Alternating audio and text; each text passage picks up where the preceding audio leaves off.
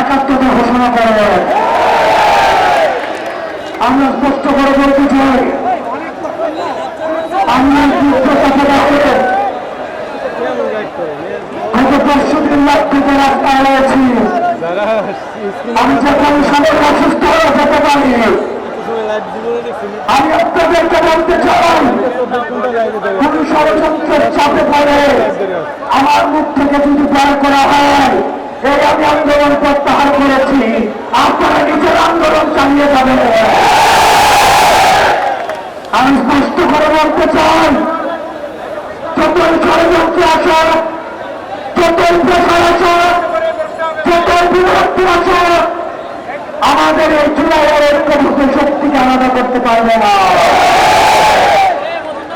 আমি যদি পরবর্তীতে কোনো ধরনের ঘোষণা না করে আপনাদের মন্ত্রীরা মাকসুদ হচ্ছে এই গণসন্ত্রাসী সংগঠন আওয়ামী লীগকে নিষিদ্ধ করা।